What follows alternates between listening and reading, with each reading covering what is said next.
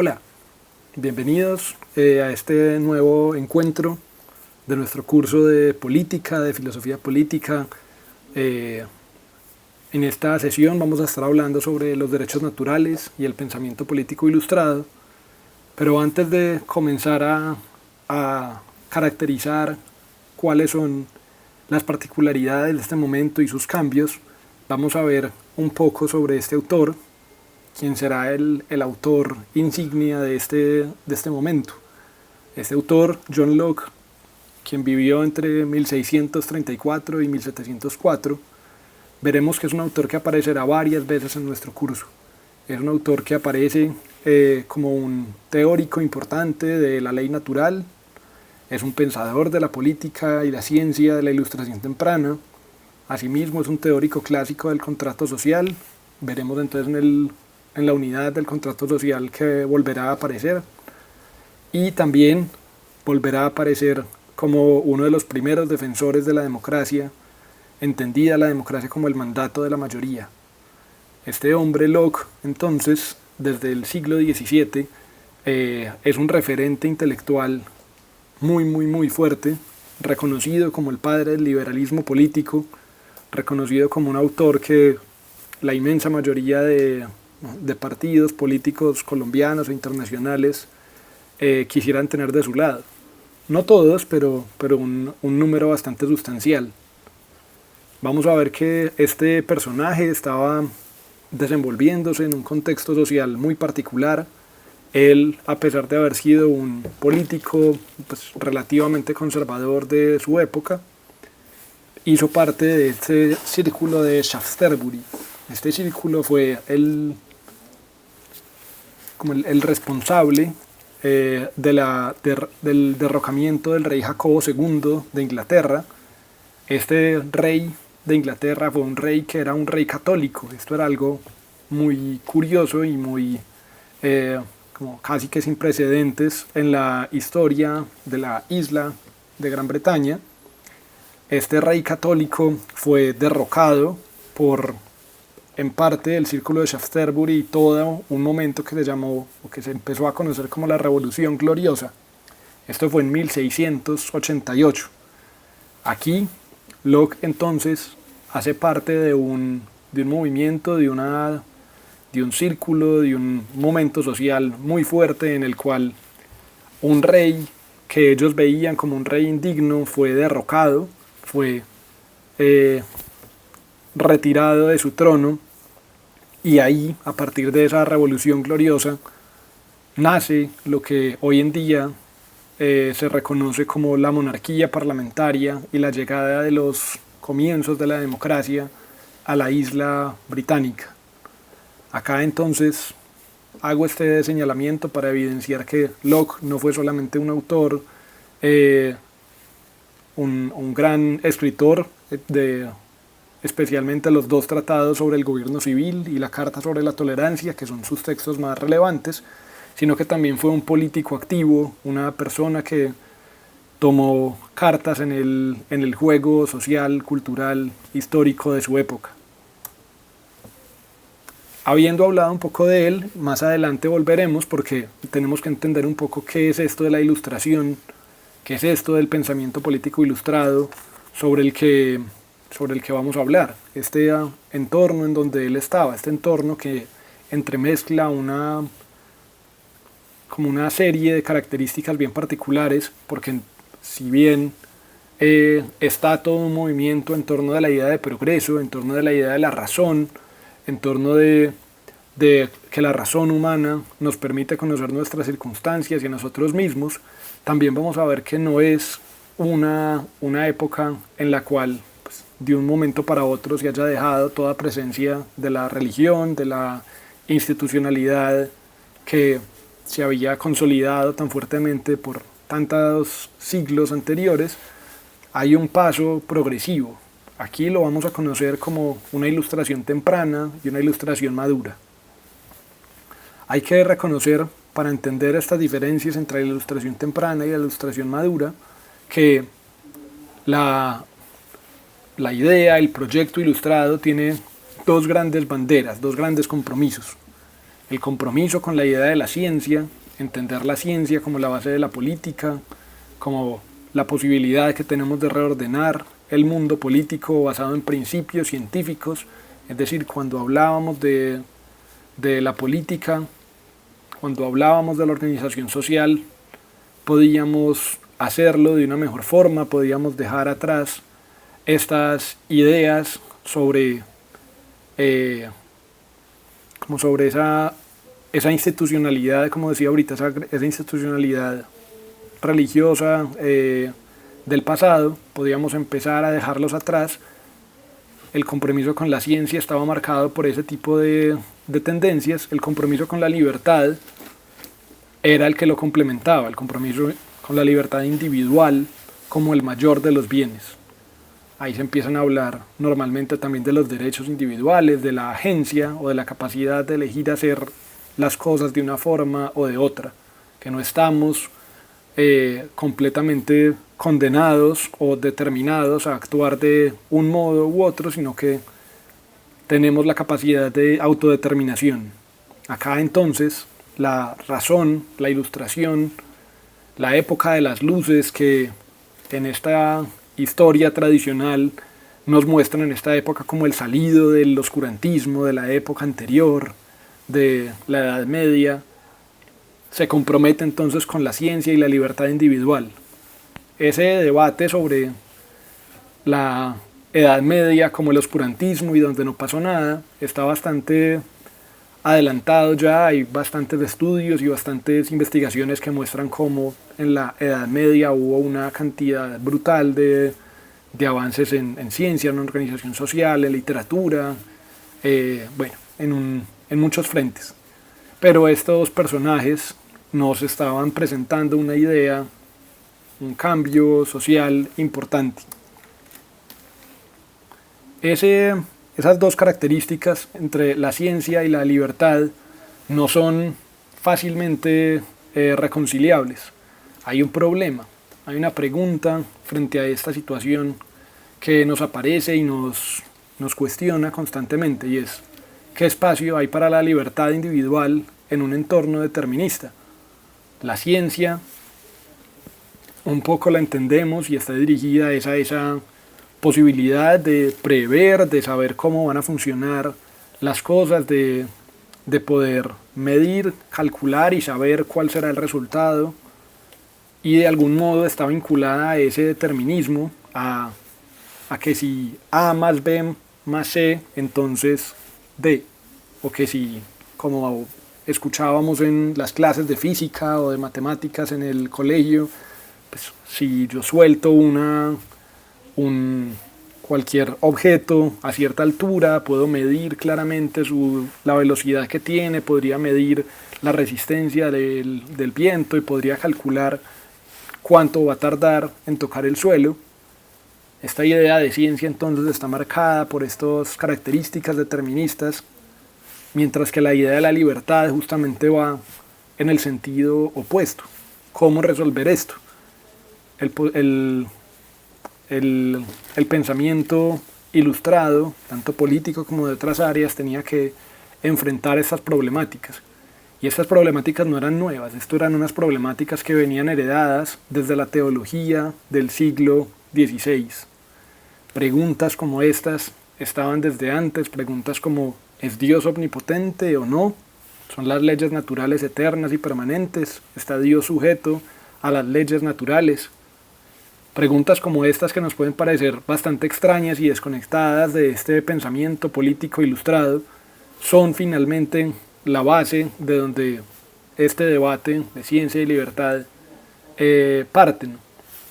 ¿Por qué? Porque había una serie de contextos en los cuales si Dios era omnipotente, si Dios es omnipotente, todo lo puede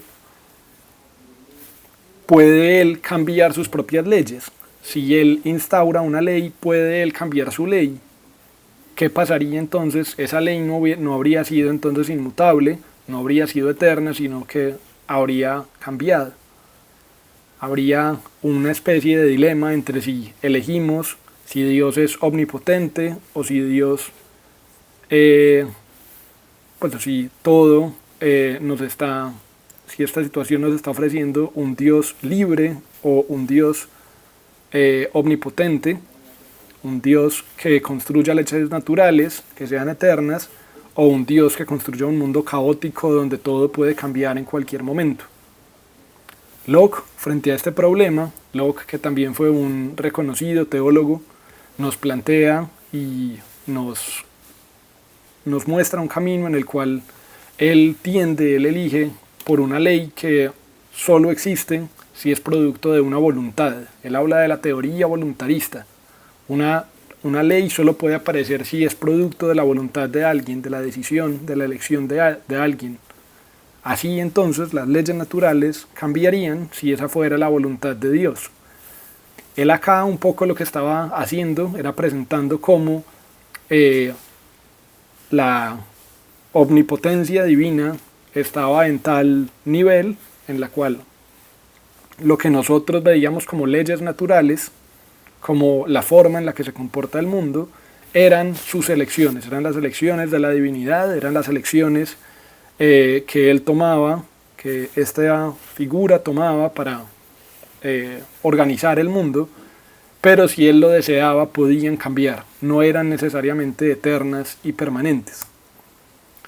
Esta discusión entre ciencia y libertad era el análogo secular de esta discusión teológica entre la permanencia de las leyes naturales y la omnipotencia divina.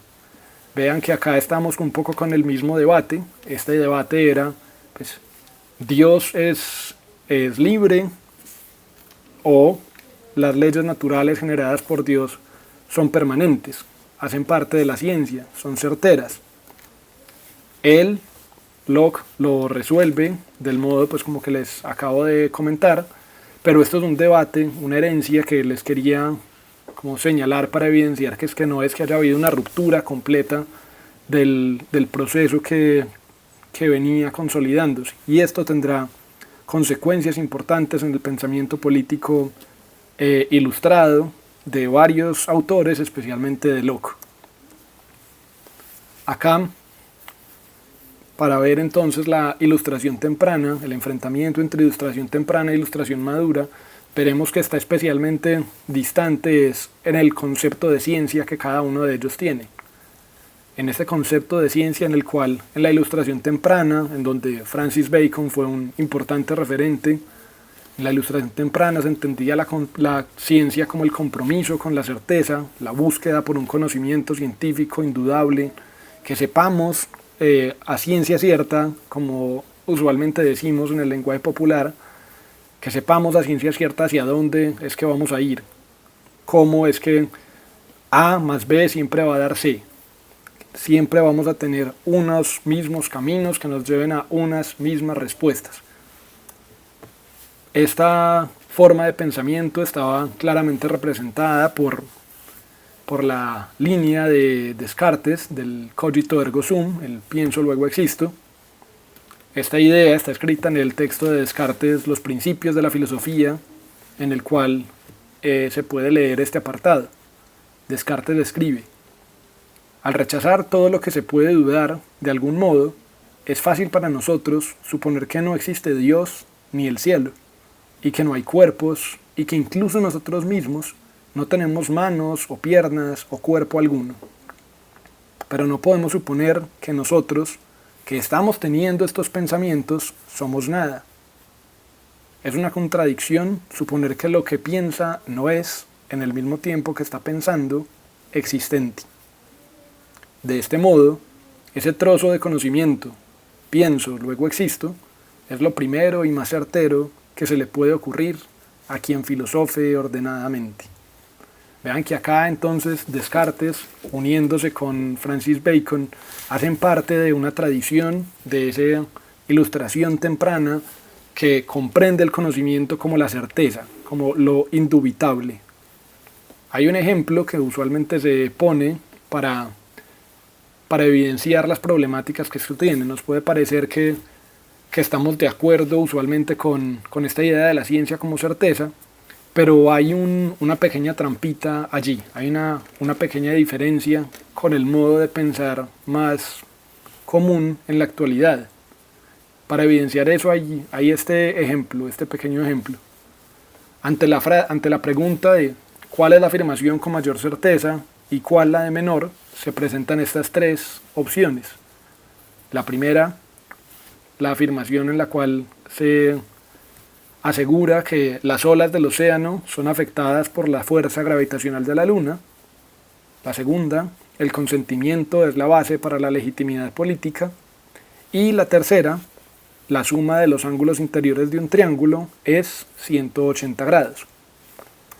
Ante esa pregunta, usualmente los hijos de la Ilustración madura, de los cuales nosotros hacemos parte, si nos piden categorizar, si nos piden ordenar estas tres afirmaciones entre la más certera y la menos certera, la organizaríamos usualmente de este modo. En primer lugar, la afirmación sobre los grados de los triángulos, la segunda sobre las olas del océano y la tercera, la cual afirma que el consentimiento es la base de la legitimidad política. Pero ¿por qué en ese orden? Porque es generalmente el consenso al cual se llega a este orden en la actualidad. Finalmente, pues no es que nos hayamos sentado a medir todos los grados internos de un triángulo para poder asegurar que todos los grados internos de un triángulo siempre miden 180 grados. Tampoco es que tengamos el conocimiento absoluto sobre las leyes gravitacionales y tampoco es que tengamos el conocimiento absoluto sobre la política. Aún así, los hijos de la Ilustración madura como nosotros tenemos otros parámetros para ordenar este tipo de elementos diferentes de la certeza absoluta. Tenemos una confianza frente al lenguaje físico-matemático, a una confianza que se ha construido con los siglos y siglos de trabajo y de reflexión humana en este lenguaje. Entonces, después de muchas mediciones, al menos en la geometría euclidiana, o sea, la que se hace sobre planos, pues, siempre el triángulo mide 180 grados. Luego en las olas del océano, porque somos conscientes ahora que pues, ese sí es un factor importante, pero pues no es el único. Puede haber otra serie de elementos que estén afectando las olas del océano, no solamente la fuerza gravitacional de la Luna, aunque es un factor importante. También hay factores que se miden, como los vientos y demás. Y ponemos usualmente la afirmación sobre la teoría política al final. Y esto es muy interesante porque también estamos todos como en una especie de consenso en la cual reconocemos que la legitimidad política dada por el consentimiento es una construcción actual, es una construcción que tenemos a partir de un sistema del contrato social o una especie de sistema medio democrático, pero que no es la única base para la legitimidad política. Puede haber otras, no solamente esta. Acá es donde viene algo muy particular, y es que las personas, el pensamiento de la Ilustración temprana organizaría estas tres frases de un modo muy distinto. Pondrían en primer lugar los ángulos interiores del triángulo son 180 grados, a la misma altura de certeza pondrían que el consentimiento es la base para la legitimidad política, y al final, como en un menor grado de certeza, la afirmación sobre las olas, sobre el océano. Esto es curioso, al menos, y es más curioso cuando uno escarba un poco más en sus formas de pensar y en entender por qué es que se justificaban este tipo de ideas, y estaban justificadas junto no solamente con Locke sino también con Hobbes, una de las pocas veces en las que estaban de acuerdo en algo. Estaban justificadas en que los humanos conocen lo que hacen a través de su voluntad. Es decir, tenemos que los ángulos interiores de un triángulo son de 180 grados, no por una especie de ley universal que así lo determine, sino porque nosotros, los humanos, somos los que los que construimos los triángulos. Nosotros, los humanos, somos los que organizamos la sociedad. Al nosotros ser quienes los organizamos, nosotros podemos comprender esos elementos hasta sus últimos detalles. Aún así, las olas del océano no son construidas por nosotros. Nosotros no construimos, nosotros no aportamos en esto. Nosotros solo somos unos espectadores de ese fenómeno y en ese sentido no tendremos la posibilidad de tener una certeza completa sobre ese funcionamiento. Vean que acá entonces hay una diferencia importante y hay que tener esto presente para poder comprender esta transformación paulatina del paso entre la Edad Media y la Edad Moderna. No es una transformación instantánea y rápida, sino que va teniendo siempre algunos procesos.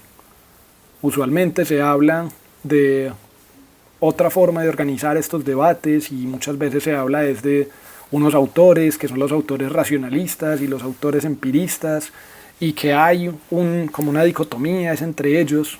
Bueno, este tipo de categorizaciones entre la ilustración temprana y la ilustración madura, entre las formas en las que se comprendía el conocimiento, pone en periodos históricos como consecutivos esas transformaciones que tanto racionalistas como empiristas fueron teniendo.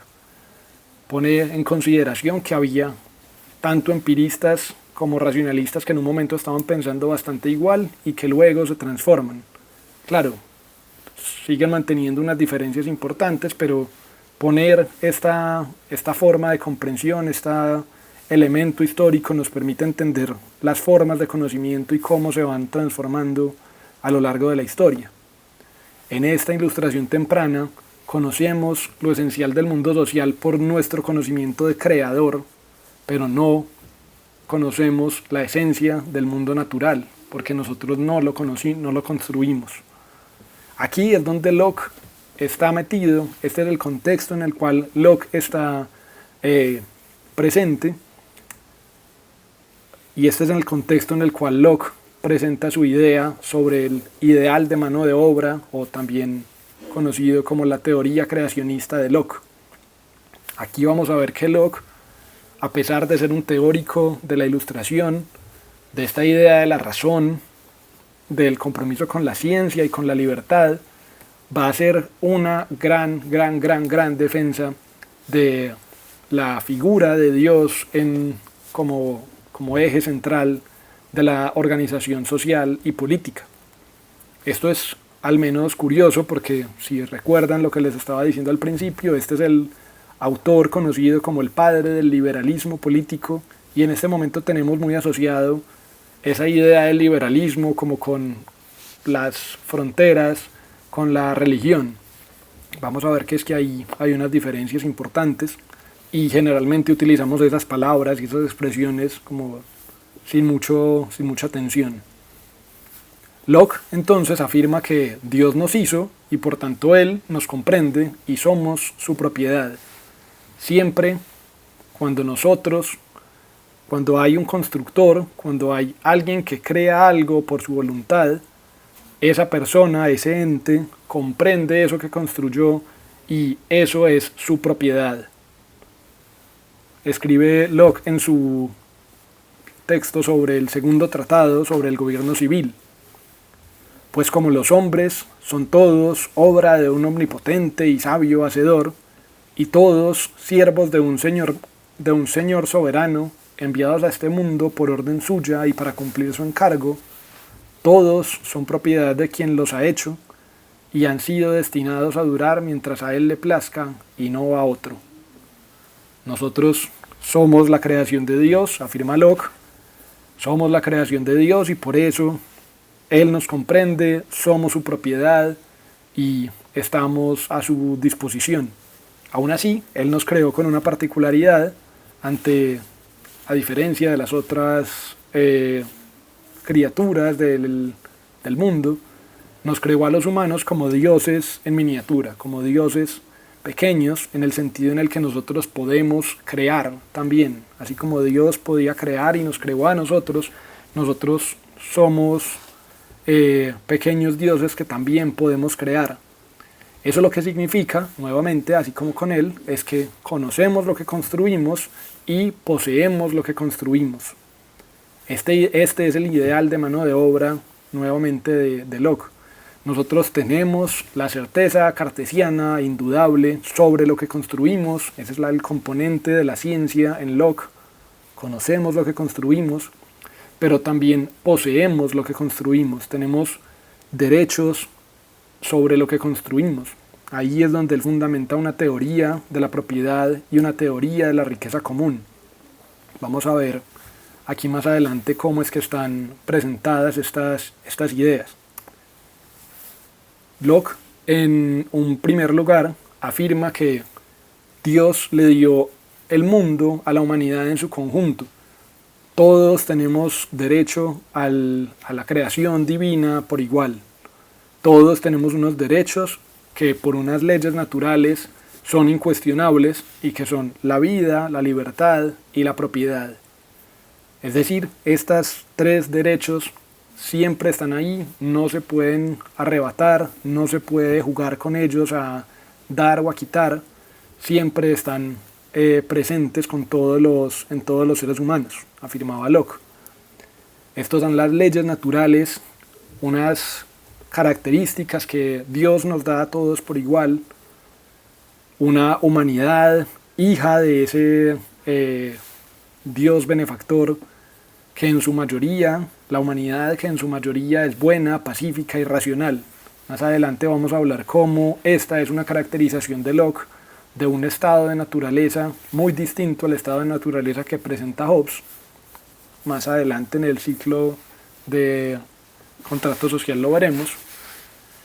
Pero la humanidad, al tener como esas características, al ser generalmente buena, pacífica y racional, lo que hace es que reconoce y preserva esas leyes naturales de forma conjunta. Lo que Locke dice es que nosotros reconocemos esos tres valores, la vida, la libertad y la propiedad, como valores que debemos preservar colectivamente.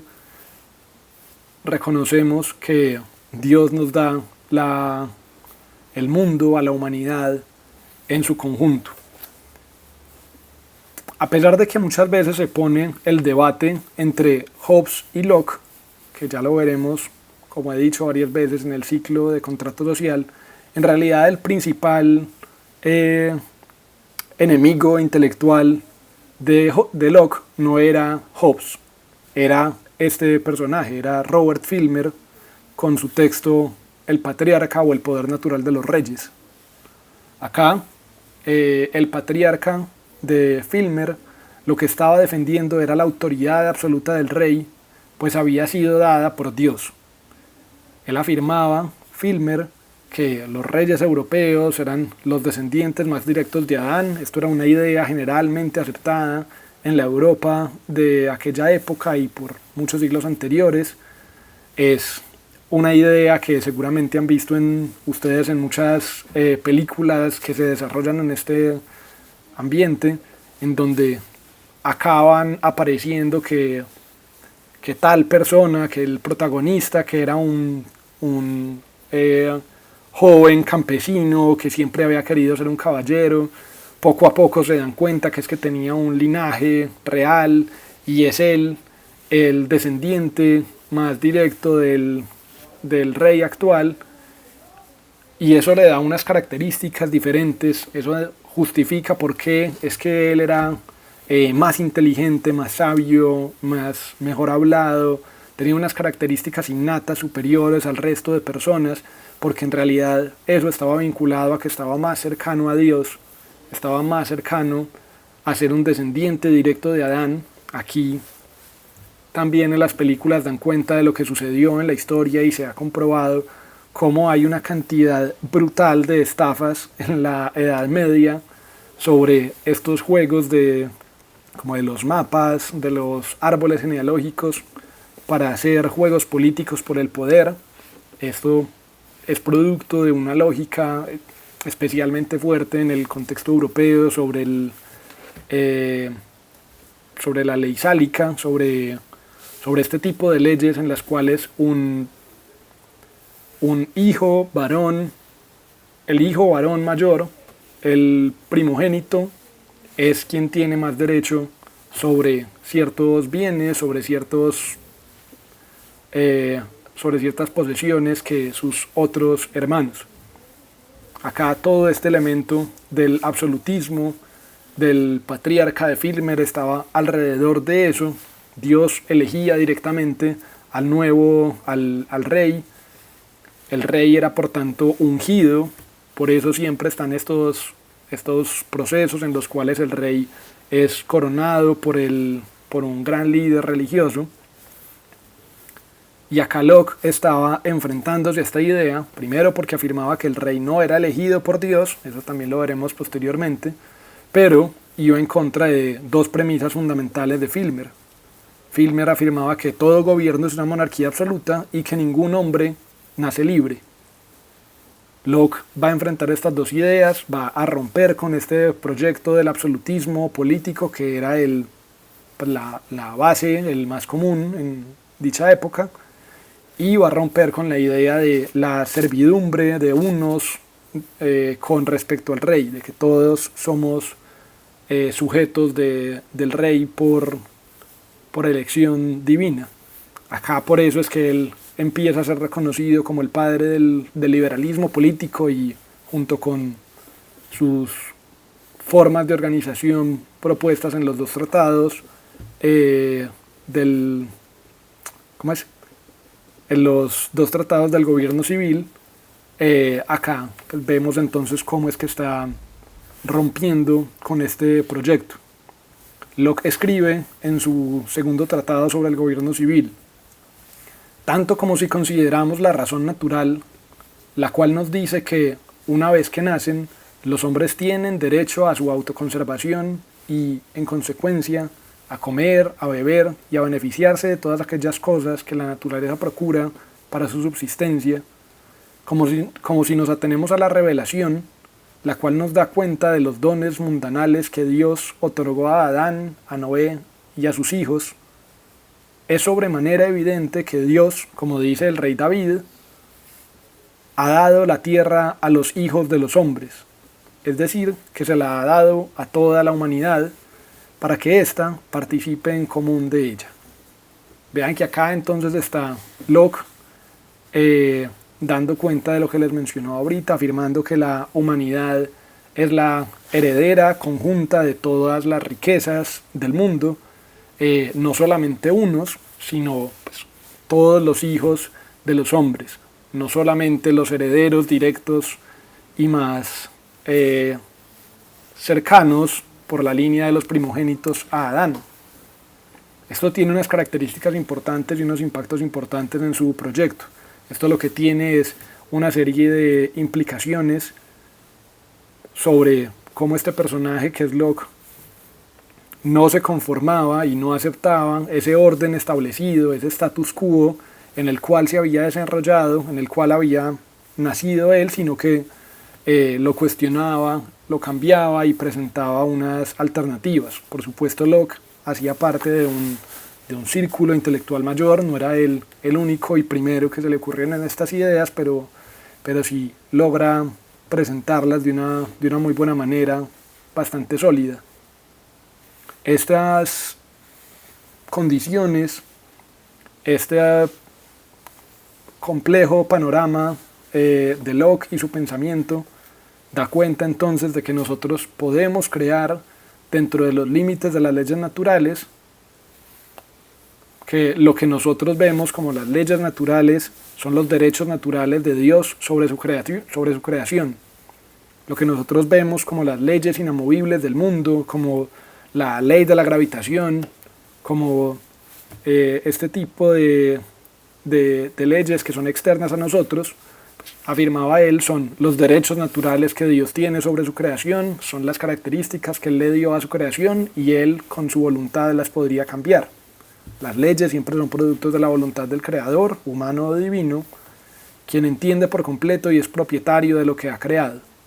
Todo esto entonces es el componente sobre la ciencia del pensamiento de Locke.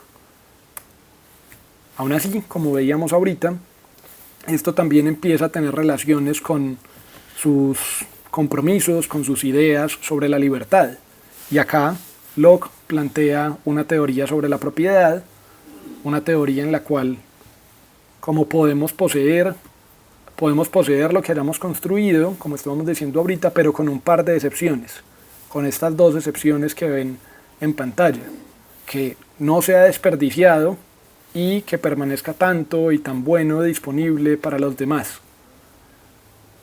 Esto es muy interesante porque vean que acá lo que pasa es que Locke lo que está diciendo es pues, la riqueza natural, la creación divina y todas estas cosas son heredadas a la humanidad en su conjunto, todos podemos hacer uso de ellas, pero esto es algo tan sagrado que no se puede desperdiciar, que no puede ser que yo me aproveche y que yo me apropie de unas cosas solamente para mal utilizarlas.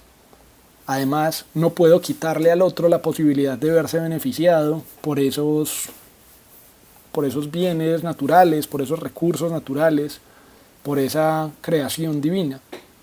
Acá un poco el juego sería, tú puedes ir al bosque que está al lado de tu villa y puedes cortar un árbol que hasta ese momento hacía parte de la propiedad común, que era parte de todos. Puedes cortar un árbol, llevártelo y hacer una mesa. Y esa mesa, al tú haberla construido, hace parte de tu propiedad. Tú entiendes cómo funciona esa mesa, tú puedes comprender sus características y es tuya, es tu propiedad. Aún así, solamente va a ser tu propiedad siempre y cuando no lo estés desperdiciando y esté permaneciendo tan bueno y esté permaneciendo buen material y disponible para el resto de la villa. No sería justificable que yo vaya y yo corte todos los árboles, me adueñe de ellos y construya sillas y mesas y nadie más puede hacerlo aparte de mí. Acá entonces empieza a haber esas particularidades, empieza a haber asuntos, por ejemplo, con el agua, un problema contemporáneo que es tan complejo, el derecho al agua. Sucede un poco lo mismo. Usted tiene derecho a ir a una fuente hídrica, a utilizar esa fuente hídrica, pero no tiene derecho a quitarle la posibilidad a los demás de que hagan uso de esa fuente hídrica en tan buena cantidad y en tan buena calidad como usted lo está haciendo. Usted no tiene la legitimidad, diría Locke, para coger toda esa agua, desviar el río que está siendo el soporte de vida para unas personas abajo y empezar a venderles el agua que ellos antes tenían a su disposición para regar sus campos y pues, sobrevivir. Acá Locke entonces empieza a tener una especie de planteamiento sobre una propiedad colectiva sin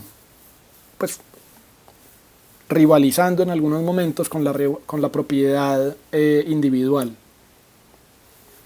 Escribe Locke esta frase: aunque la tierra y todas las criaturas inferiores pertenecen en común, cada hombre tiene, sin embargo, una propiedad que pertenece a su propia persona, y a esa propiedad nadie tiene derecho excepto él mismo.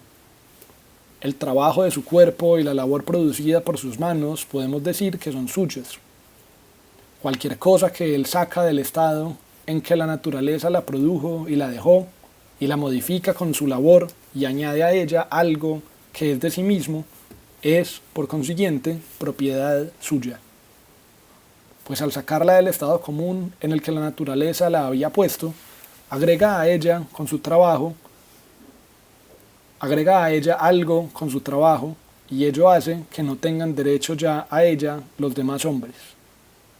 Porque este trabajo, al ser indudablemente propiedad del trabajador, da como resultado el que ningún hombre, excepto él, tenga derecho a lo que ha sido añadido a la cosa en cuestión, al menos cuando quede todavía suficientes bienes comunes para los demás. Acá Locke entonces presenta las ideas que les acabo de compartir. Esta teoría de la propiedad entonces nos da cuenta de una creación de Dios como propiedad de todos por igual, siempre y cuando haya un uso adecuado y no desperdicio. También presenta una teoría de la propiedad en donde todo es de todos, hasta que alguien agrega algo adicional a través de su trabajo, y vamos a ver que esta palabra trabajo también aparecerá posteriormente en otros autores. Y nos dice Locke nuevamente: el trabajo de su cuerpo y la labor producida por sus manos podemos decir que son suyos. Cualquier cosa que él saca del estado de la naturaleza lo produjo y lo dejó, y la modifica con su labor y añade a ella algo que es de sí mismo, es por consiguiente propiedad suya. Está defendiendo la idea de una propiedad privada, cómo se pasa de la propiedad común a la propiedad privada en estas nociones del derecho natural, de las leyes naturales que él está defendiendo. Por ley natural, por derechos naturales, todos tenemos acceso a la riqueza de la creación, pero por la teoría de la propiedad y por nuestro propio trabajo podemos estarle añadiendo algo más a algunos de esos bienes compartidos, y así los hacemos propios. Eso lo que significa, de cierto modo, es que tenemos libertad para crear un estado sobre el que tenemos control de autoría, pero no licencia para crear un estado que viole las leyes naturales. Esa es la frase como compleja y teórica para decir, pues, nosotros somos libres de organizarnos socialmente, somos libres de entender cuál es el mejor modo de organización social. Cómo vamos a crear esa organización social, vamos a tener el control de autoría, el conocimiento, el ideal de mano de obra, vamos a poder conocer cómo es que funciona, pero aún así no tenemos licencia para crear un estado que viole las leyes naturales, que viole esas tres leyes naturales básicas de la vida, la libertad y la propiedad, pero esas no eran todas. Eso no todo se reducía a la vida, propiedad y libertad. Hay un problema, y es cómo se reconocen las otras cosas que sean leyes naturales, cómo se manejan este tipo de situaciones. Hay problemáticas como las que se daban en el periodo histórico en el que vivió Locke. Locke era un inglés y estaba claramente consciente, incluso vinculado a todos los procesos de las colonias de las Américas, es decir, principalmente pues, de Estados Unidos, de Canadá. Él estaba consciente de esto y había entonces una serie de problemáticas allí. ¿Cómo se resolvían allá estos asuntos entre la propiedad común, la propiedad privada? Cómo se resolvían estos asuntos sobre las leyes naturales, los derechos naturales que tenían los ingleses frente a los derechos que tenían los indígenas, los pueblos nativos de las Américas. Por supuesto, Locke no era un caso era un personaje muy excepcional, pero él él ayudó a consolidar las ideas necesarias para que la colonización europea en América fuera más brutal. Él fue el que ayudó a defender y a justificar intelectualmente cómo estas figuras que ahora son usuales en nuestros paisajes, que son las parcelas, los cerramientos, se volvieran lo más común, se volvieran la norma, cuando antes no lo eran. Fue a partir de esta idea de la privatización de terrenos y de la exclusividad de su uso a través del cerramiento que John Locke hizo un aporte supremamente significativo en la historia de la humanidad. Para muchos, la posibilidad de la riqueza y del aumento de la productividad de la tierra, pues para otros el comienzo de la pérdida de sus territorios, de la destrucción de sus modos de vida. Aquí Locke, junto con los ingleses, venían a una América en donde los humanos, los grupos nativos pues no eran tan iguales. Locke defendía que el mundo había sido entregado a todos por igual, pero pues no todos éramos tan iguales. Los pueblos nativos, así como otros pueblos, no tenían los mismos derechos, los mismos reconocimientos, los mismos derechos naturales que los pueblos europeos.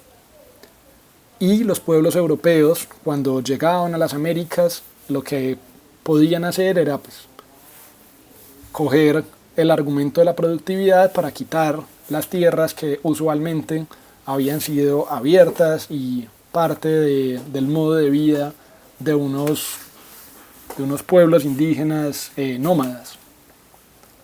Escribe Locke en este famoso libro: por lo tanto, aquel que parcela una porción de tierra y mejora su vida mediante el cultivo de 10 acres, mucho más de lo que la mejoraría dejando 100 acres en su estado natural, puede decirse que está dando 90 acres al género humano.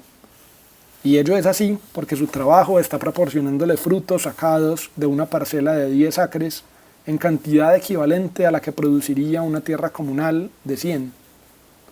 La verdad, estoy calculando muy por lo bajo. Acá Locke, si ven entonces, lo que está diciendo es: usted puede cerrar, usted puede privatizar estos terrenos que estaban abiertos, que no eran de nadie, siempre y cuando los vaya a poner a producir mejor, siempre y cuando aumente la cantidad de cultivos que tendrían estos terrenos en su estado natural. Si usted hace eso, usted puede tener la exclusividad de uso de ese territorio, usted puede tener este tipo de figuras siempre y cuando usted le esté dando a la sociedad más de lo que la sociedad podría tener si ahí no hubiera nada.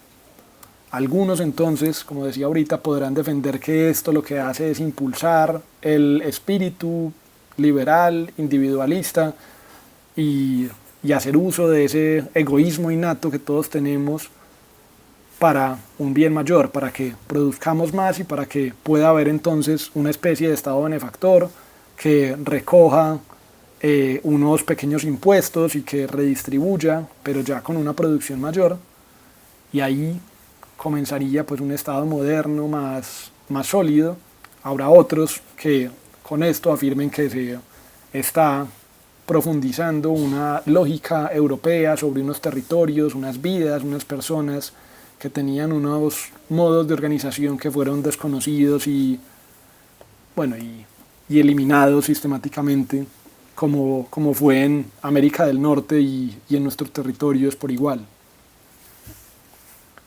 ¿Por qué decía ahorita ahorita estaba diciendo que no todos éramos tan iguales, pero aún así parte de las características con América y con todo el mundo era la importancia del igual acceso a la voz de Dios? Acá estamos en un entorno en el cual también hay que caracterizar un poco el asunto, porque acá estamos en un momento en el cual Locke estaba en un momento de guerra de religiones. Europa estaba siendo y seguiría siendo desolada por el enfrentamiento súper fuerte entre católicos y protestantes. Inglaterra había sido un país tradicionalmente protestante. Como les dije al principio con lo de la Revolución Gloriosa, pues, hubo un presidente, hubo un monarca, Jacobo II, que era católico, que fue destituido, y acá entonces se empezaron a tener más intereses, más impactos entre la organización social, la organización política y esos debates teológicos. Para Locke, con su clara línea en contra del catolicismo de Roma, la Biblia era la voz de Dios en la tierra. Dios le habla a cada individuo, o sea, él estaba afirmando que Dios le hablaba a cada individuo y que no necesitaba una traducción.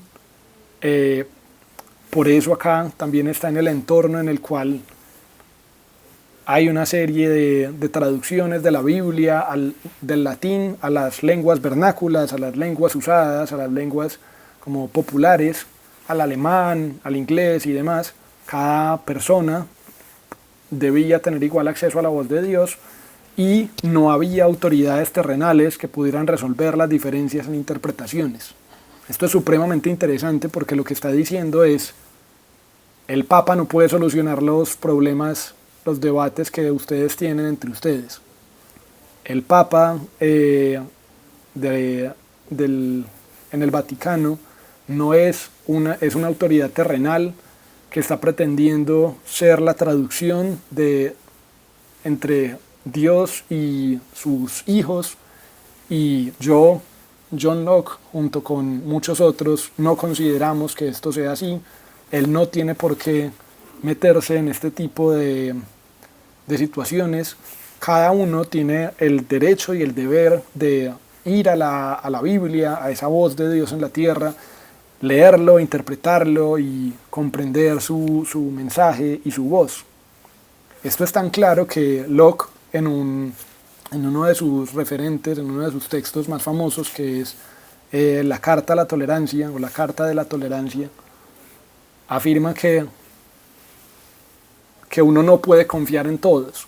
Afirma que uno no puede confiar en los ateos, porque los ateos pues, no tienen por qué cumplir sus promesas, porque no creen en nada posterior, así que no tienen nada que perder.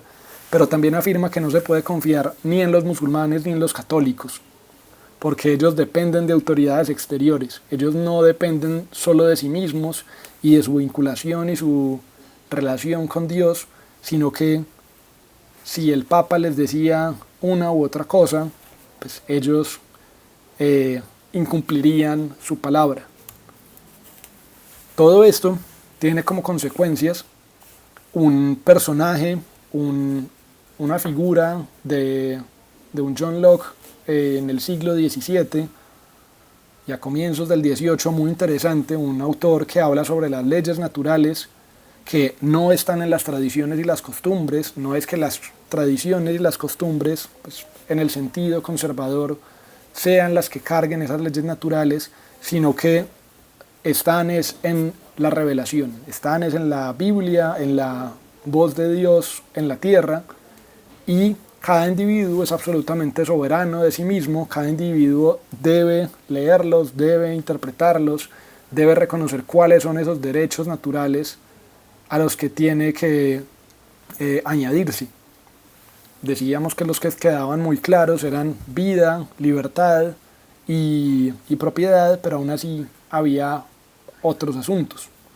Si había un sistema político que estuviera yendo en contra de esas leyes naturales que tú identificabas en tu lectura de la Biblia, esa persona tenía no solo el derecho, sino la obligación moral de resistirlo y combatirlo. Tenía la obligación de enfrentar ese sistema político que estaba yendo en contra de las leyes naturales.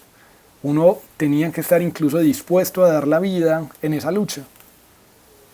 No había ninguna autoridad exterior que te pudiera decir si eso era lo adecuado o no, sino que dependía exclusivamente de la interpretación y de las lecturas y de las convicciones de cada uno de las personas.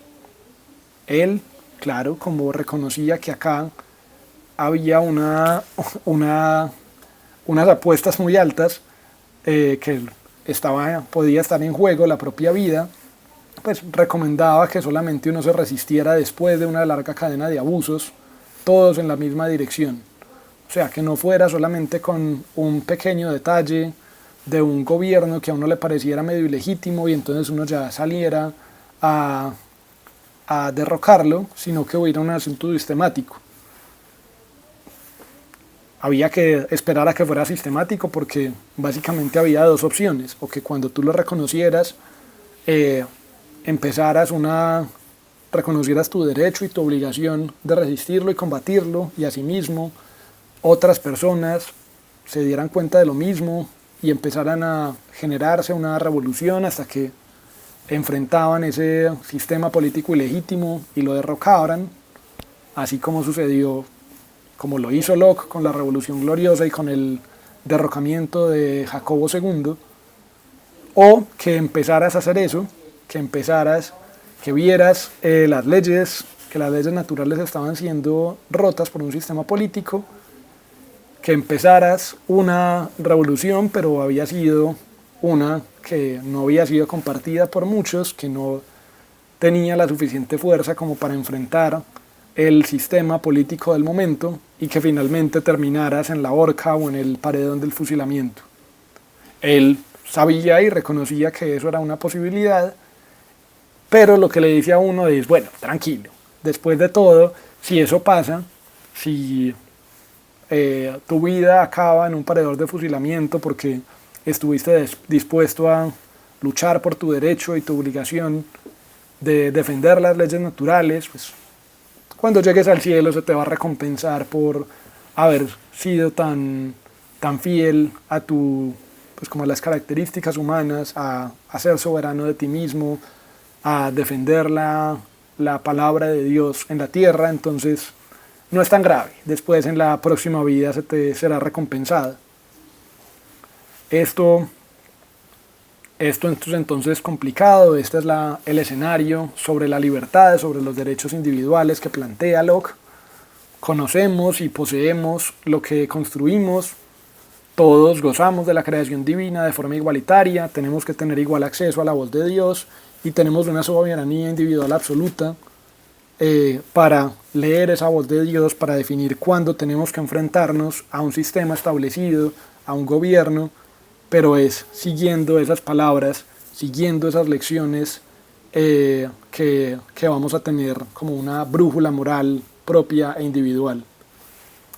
Hasta acá encontramos este pensamiento de Locke, hasta acá encontramos este primer paso que cierra un poco el ciclo número 1, el ciclo de la introducción de nuestro curso. Este es un ciclo y este es un personaje que nos ayuda a entender quiénes serán los posteriores, nos van a ayudar a entender por qué personajes como estos, como Jeremy Bentham, que será el autor de nuestro próximo encuentro, por qué Jeremy Bentham con el utilitarismo clásico fue tan disruptivo.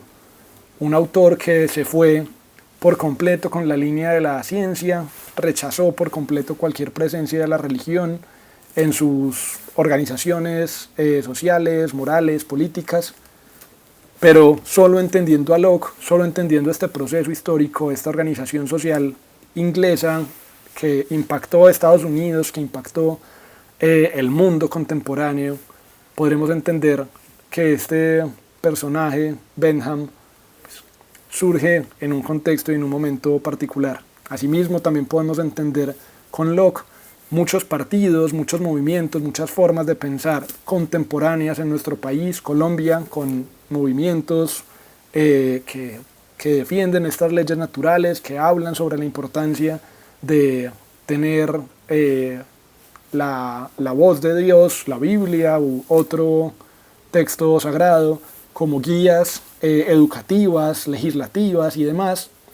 Hay, si recuerdo bien, 3 partidos abiertamente católicos en Colombia con puestos en el Congreso de la República, así que es importante tener en cuenta que estas ideas del siglo XVII, XVIII, consolidadas a partir de Locke y otros autores, siguen vigentes, siguen acompañándonos en este momento, en esta forma de organización social. Los invito entonces a que para la próxima semana lean este texto, Jeremy Bentham, en la introducción a los principios de la moral y la legislación.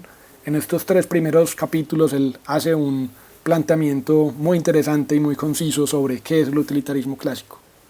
Les agradezco su atención, su paciencia y espero sus comentarios en nuestros encuentros y en la parte de abajo de este video. Cuídense y hasta pronto.